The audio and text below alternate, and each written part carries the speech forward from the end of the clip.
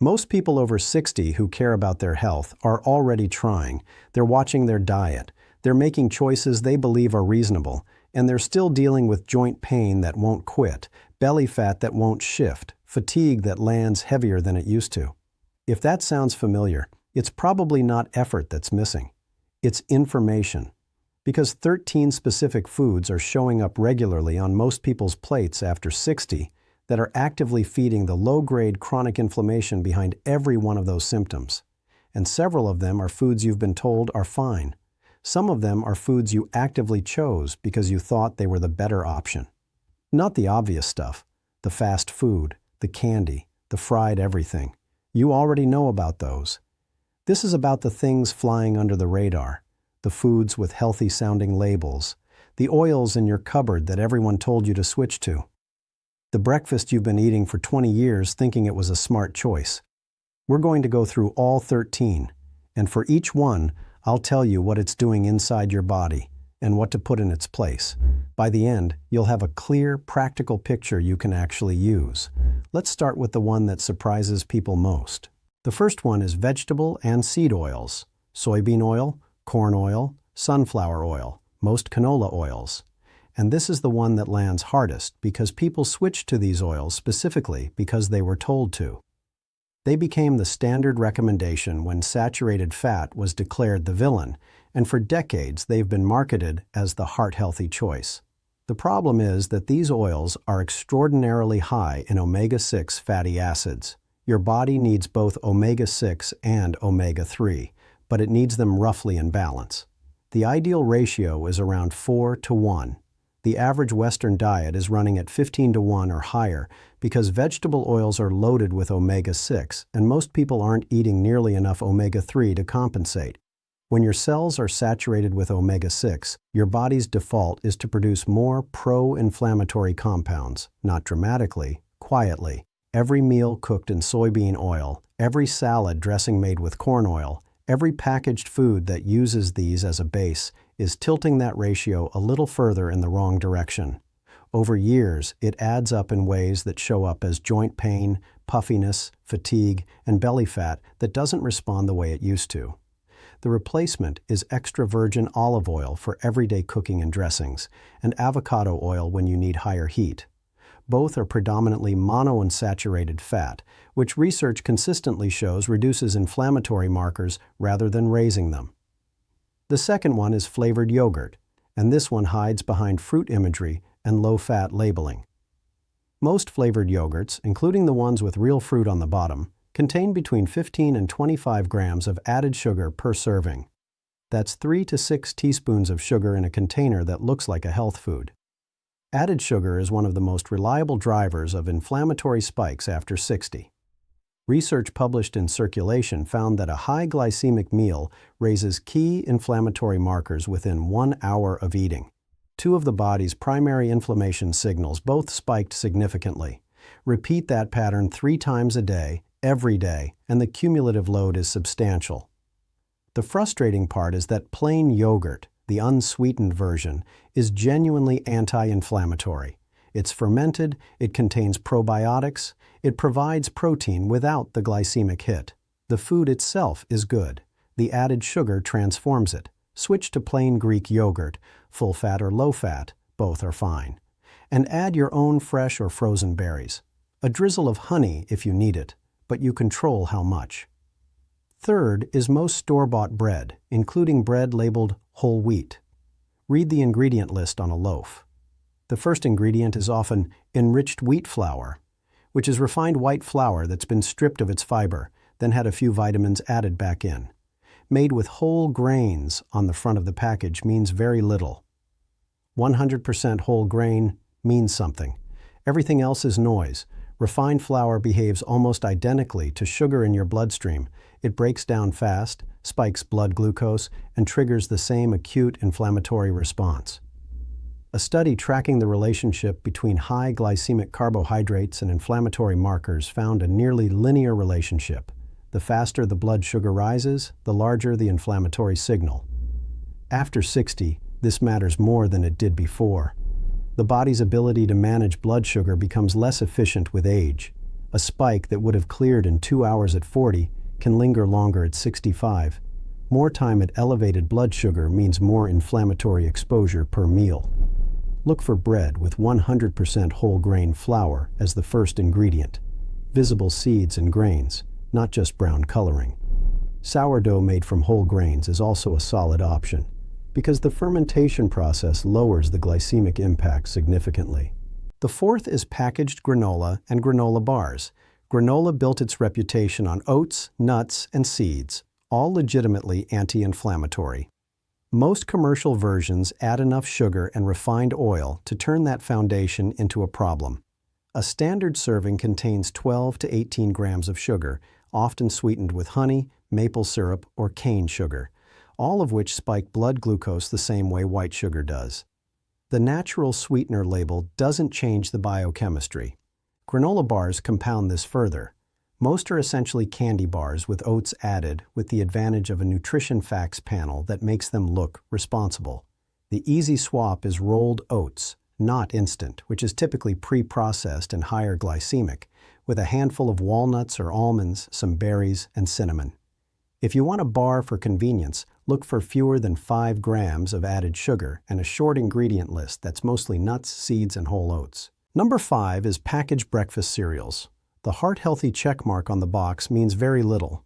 Most packaged cereals, including the ones marketed specifically at older adults for cholesterol and digestive health, are made primarily from refined grains and contain between 8 and 20 grams of added sugar per serving. The fiber numbers on the label often come from isolated fiber that's been added back in, not the naturally intact fiber that actually does work in the gut. What cereal produces is a fast, steep blood sugar rise first thing in the morning, which sets the inflammatory tone for the next several hours. And because it's low in protein and fat, hunger comes back quickly, often leading to a second glycemic hit before noon. 2 inflammatory spikes before lunch every day, compounding over years. Steel-cut or rolled oats topped with ground flaxseed, walnuts, and berries is the replacement, or eggs, which are genuinely anti-inflammatory and provide the kind of satiety that cereal cannot. 6 is diet sodas and artificial sweeteners. And I want to be honest about where the science stands here, because this one is more nuanced than the others. The direct evidence linking artificial sweeteners to elevated inflammatory markers in humans is still emerging. What is clearer is the gut microbiome research. Several studies have shown that artificial sweeteners, particularly saccharin and sucralose, can disrupt the balance of gut bacteria in ways that impair how the body handles glucose, producing an effect on blood sugar regulation that partly mirrors what sugar itself does. The gut microbiome is increasingly understood as a central regulator of systemic inflammation. A disrupted microbiome after 60, when gut bacterial diversity is already declining, is not a minor issue. It's connected to inflammatory output, immune function, and even mood. Diet soda is also worth naming for what it doesn't do. It doesn't reduce appetite, it doesn't lead to lower calorie intake in most people, and it keeps the craving for intense sweetness active in a way that makes whole foods harder to find satisfying. Sparkling water with a squeeze of citrus, unsweetened tea, or black coffee are the replacements. Within a few weeks of stepping back from artificial sweeteners, most people find their palate recalibrates and whole foods start tasting the way they're supposed to. 7 is processed and deli meats, bacon, hot dogs, sausage, salami, most deli turkey, and ham. These are preserved with nitrates and nitrites, smoked, cured, or treated with compounds the World Health Organization classifies as Group 1 carcinogens, meaning there's sufficient evidence of a causal link with cancer, specifically colorectal cancer. Beyond that, processed meats are consistently associated with higher inflammatory markers in population studies, high in saturated fat, high in sodium, and the preservation compounds themselves appear to generate inflammatory signals independently of the fat content. This is worth calling out because deli meat is a staple of what looks like a reasonable lunch. A turkey sandwich on whole wheat sounds like it's in the right category, But the turkey in most deli packages is processed meat, and the whole wheat bread, as we just covered, is often refined flour with a brown tint. Roasted chicken breast you've sliced yourself, canned wild salmon, or hard-boiled eggs require slightly more effort, but deliver actual anti-inflammatory protein without the preservation chemistry. 8 is sugar-sweetened beverages. A 20-ounce bottle of soda contains around 65 grams of added sugar, already exceeding the full day's recommended limit before a single bite of food. Sweetened iced teas, fruit juices, sports drinks, and flavored coffees from most coffee chains sit in the same category. Fruit juice deserves particular mention because of how routinely it's treated as a health food. A glass of orange juice contains essentially the same sugar load as a glass of cola, without the fiber from the whole fruit that would otherwise slow the glucose hit. Research from Florida Atlantic University found that adults consuming the highest levels of ultra-processed food, of which sugar-sweetened beverages are a major component, had an 11% higher likelihood of elevated inflammatory markers. Adults in their 50s had a 26% higher risk compared to adults in their 20s eating the same pattern. The aging body is simply less equipped to clear these inputs efficiently. Water, plain sparkling water, unsweetened tea. If you want flavor, infuse water with cucumber, lemon, or fresh mint overnight. The adjustment takes about 2 weeks before sweetened drinks stop seeming necessary. 9 is fried foods, and the issue isn't only the fat. It's what happens to food when it's cooked at very high temperatures. That process generates compounds called advanced glycation end products, or AGEs. These form when sugars react with proteins or fats under heat, and they accumulate in the body over time. After 60, the body's ability to clear them decreases, and they build up in joints, blood vessels, and organ tissue, where they drive inflammation directly. Fried chicken, French fries, donuts, anything cooked repeatedly in the same oil. These are among the highest AGE-containing foods in the standard diet. And the damage compounds. The oil used for frying is typically already high in omega-6, then gets heated to temperatures that further oxidize it, and then the food itself undergoes the AGE-forming reaction on top of that. Baking, steaming, or light sautéing in olive oil at moderate heat produces dramatically fewer AGEs. Air frying is a genuine improvement. The texture satisfies the craving while avoiding the age load. Grilled fish or roasted vegetables give the char and depth of flavor without the chemistry that goes with deep-fried food. I've seen this exact list hit someone in a way that genuinely changed things. A woman in her late 60s, someone who'd been frustrated for years by persistent inflammation markers that her doctor kept flagging, joint stiffness that made mornings difficult, and weight around the middle that wasn't responding to anything she tried. She'd been eating what she believed was a careful diet. Whole grain cereal in the morning, low-fat yogurt with fruit, deli turkey on whole wheat for lunch, cooking with vegetable oil because she'd been told to switch from butter 20 years ago. She wasn't eating badly by the standards she'd been given. She was following the advice of her era almost exactly. When we went through her diet together and she started making the swaps, oats instead of cereal, plain yogurt with her own berries, olive oil for the vegetable oil, sliced chicken instead of deli turkey, she noticed less morning stiffness within about 3 weeks. Not because anything dramatic had changed, because several quiet daily inflammatory inputs had been removed at once and the body responded. That's what this list is about, not perfection, not a complete overhaul. Removing the inputs your body is working against every single day. 10 is alcohol. And I want to be clear that this isn't about abstinence. It's about understanding what a nightly glass of wine is doing at the cellular level after 60. Alcohol is genuinely social, genuinely enjoyable, and genuinely pro-inflammatory at regular consumption. When alcohol is metabolized in the liver, the byproducts of that process directly activate inflammatory pathways. At the same time, it disrupts the gut lining in a way that allows bacterial compounds to leak into the bloodstream and trigger a broader immune response. It also disrupts sleep architecture, and poor sleep is itself one of the most reliable drivers of elevated inflammatory markers.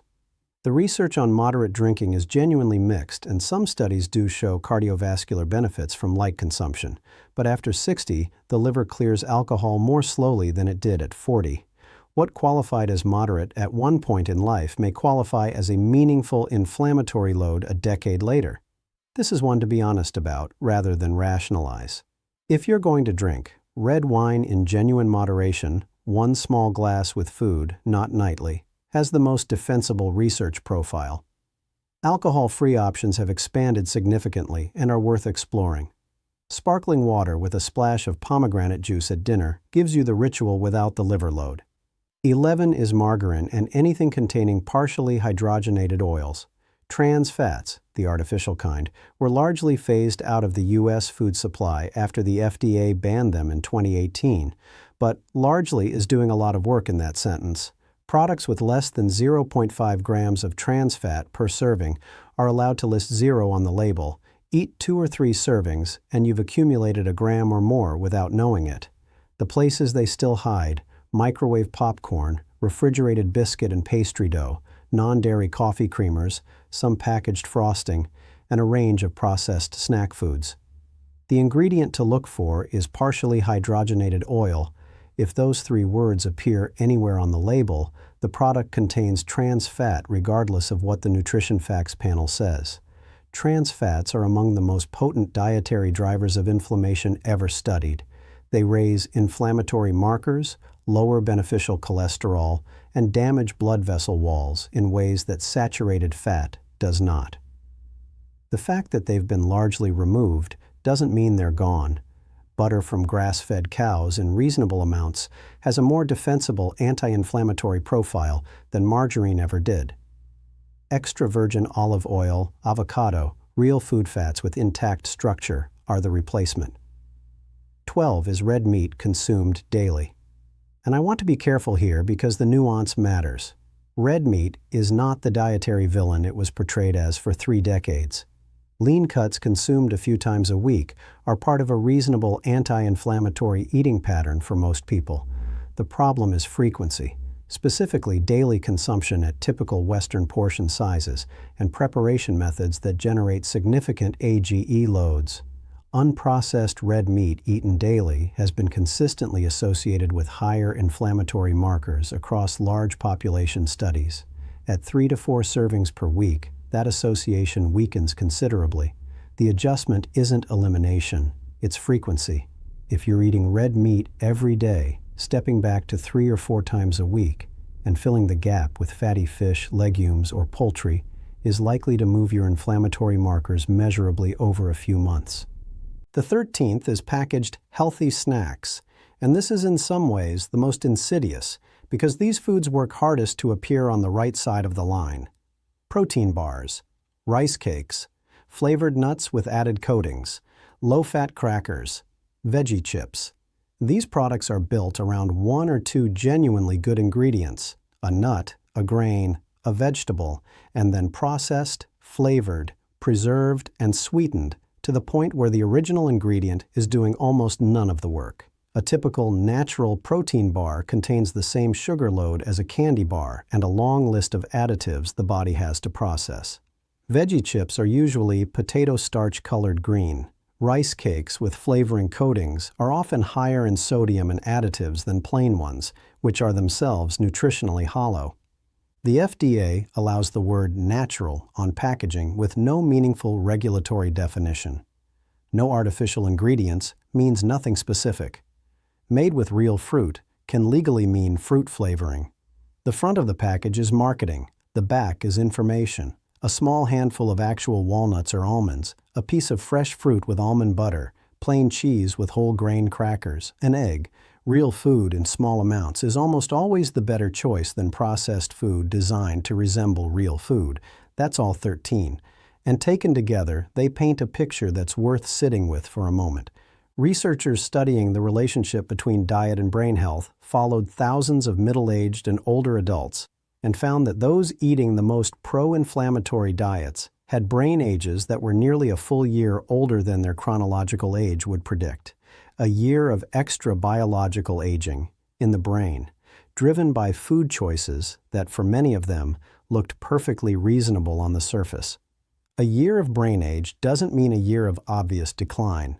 It means changes in processing speed, in word retrieval, in the mental sharpness that most people don't notice slipping until it's slipped enough to notice. The moment you search for a word that used to come immediately and it takes an extra beat. The conversation where you lose the thread in a way that feels new. The name that's right there, then gone. That's what chronic inflammation costs over time. Not just the joints, not just the waistline, the mind, the self. And it accumulates from food. Specifically from food that doesn't announce what it's doing. Food that sits in your refrigerator with a green label and a check mark and delivers a quiet inflammatory signal 3 times a day, every day, for years. The good news, and there is genuinely good news, is that the research showing this damage is the same research that shows it can be reversed. Dietary inflammation is not a one-way door. The research on this is clearer than it is on almost any other dietary question. The Mediterranean eating pattern consistently outperforms every other dietary approach when it comes to reducing chronic low-grade inflammation. Not a specific supplement, not a single superfood, a pattern. The PREDIME trial, a 5-year randomized study of adults at high cardiovascular risk, found that those eating a Mediterranean diet supplemented with extra virgin olive oil showed reductions in key inflammatory markers of 30% or more for CRP and 35% or more for IL-6. The control group eating a low-fat diet showed no significant change. A separate meta-analysis of randomized controlled trials confirmed the finding. The Mediterranean pattern significantly reduced multiple inflammatory markers across studies, results that the DASH diet and vegetarian diet, despite their other merits, did not consistently replicate. So what does that actually look like in a kitchen? In a grocery cart? On a plate? Start with the oil. Replace whatever you're currently cooking with, the soybean oil, the vegetable blend, the canola, with extra virgin olive oil. Use it for everything: sautéing, roasting, dressings. The polyphenols in high-quality olive oil directly inhibit the same inflammatory pathways that ibuprofen targets through a different mechanism and without the side effects. For high-heat cooking where olive oil smokes, use avocado oil. That single swap, made consistently, starts correcting the omega-6 imbalance we talked about at the top of this video. Then get fatty fish in 2 or 3 times a week. Salmon, sardines, mackerel, herring, anchovies. These are the primary food source of EPA and DHA, the omega-3 fatty acids that directly reduce inflammatory markers across every major meta-analysis and that support muscle maintenance after 60. If that frequency genuinely isn't doable, a quality fish oil supplement at therapeutic dose is the evidence-based alternative. But food first when you can manage it. Vegetables need to be the main event at most meals, not the side. Spinach, kale, arugula, broccoli, bell peppers. These provide the fiber that feeds anti-inflammatory gut bacteria, the antioxidants that neutralize the free radicals driving inflammation, and the micronutrients that tend to run low in older adults on standard Western diets. Magnesium, folate, vitamin K. A side salad is not the same as a plate built around vegetables. Berries deserve a specific mention. Blueberries, strawberries, raspberries, cherries, among the highest antioxidant densities of any food, with compounds shown to directly reduce inflammatory markers in clinical studies. Frozen is nutritionally equivalent to fresh and substantially cheaper. A daily handful is enough. Add them to your oats in the morning and the box is checked. Nuts. A small daily handful, walnuts in particular, which are one of the only plant foods with meaningful omega-3 content. Not flavored, not coated, not nut butter with added oil and sugar, just actual nuts. Legumes are worth getting comfortable with if they're not already in the rotation. Lentils, chickpeas, black beans, kidney beans. Best sources of fiber in the diet, which means they're feeding the gut bacteria that regulate inflammation. Also excellent protein that fills the gap when you're pulling back on red meat and processed meat. And for grains, the intact versions: oats, brown rice, quinoa, farro, barley. Not the flour made from them. the actual grain, where the fiber is still doing its job. The glycemic response is slow, the inflammatory effect is neutral to beneficial, and they keep you full in a way that refined carbs don't. That's the pattern. It's not complicated. What it requires is consistency and the willingness to do it imperfectly rather than wait until you can do it perfectly. Pick 2 or 3 of the swaps that are most realistic given how you actually eat right now. The oil swap is usually the easiest. It costs nothing extra and changes nothing about how you cook. Plain yogurt instead of flavored, oats instead of cereal, fatty fish twice a week instead of deli meat. Run those for 4 to 6 weeks and pay attention. Joint stiffness in the morning, energy through the afternoon, the mental clarity that tends to return quietly when the inflammatory background noise starts to come down.